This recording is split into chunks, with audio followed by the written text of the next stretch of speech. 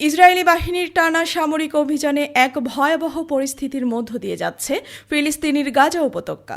গত বৃহস্পতিবার থেকে শুক্রবার পর্যন্ত নতুন করে প্রাণ হারিয়েছে আরও অন্তত ১৩৮ জন ফিলিস্তিনি।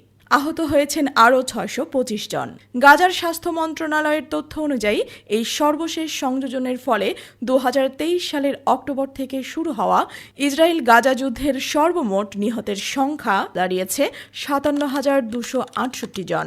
আহতের সংখ্যা ছাড়িয়ে গেছে ১,৩৫,১৭৩ জন।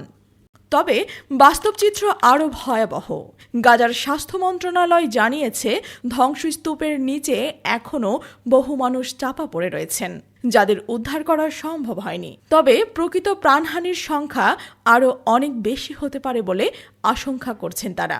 ২০২৩ সালের ৭ অক্টোবর হামাস যোদ্ধারা ইসরায়েলের ভেতরে ঢুকে এক অভূতপূর্ব হামলা চালায়। ওই হামলায় অন্তত ১২০০ জন ইসরায়েলি নিহত হন এবং ২৫১ জন জিম্মি করে গাজায় নিয়ে যাওয়া হয়। এর জবাবে ওই দিন থেকেই গাজায় সামরিক অভিযান শুরু করে ইসরায়েলি ডিফেন্স ফোর্স। এই দীর্ঘস্থায়ী অভিযানের প্রথম পর্বে ৫৪,৯২৭ জন নিহত ও ১,২৬,২২০ জনেরও বেশি ফিলিস্তিনি আহত হন।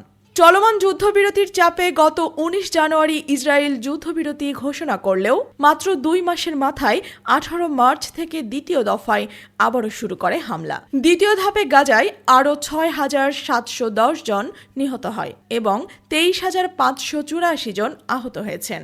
ধরে নিয়ে যাওয়া ২৫১ জন জিম্মির মধ্যে এখনও কমপক্ষে ৩৫ জন জীবিত আছেন বলে মনে করা হয়েছে। তাদের উদ্ধারের সামরিক অভিযান অব্যাহত রেখেছে আইডিএফ। এই ভয়াবহ মানবিক বিপর্যয়ে আন্তর্জাতিক মহলে উদ্বেগ বাড়ছে, তবে যুদ্ধ থামার কোনো স্পষ্ট ইঙ্গিত নেই।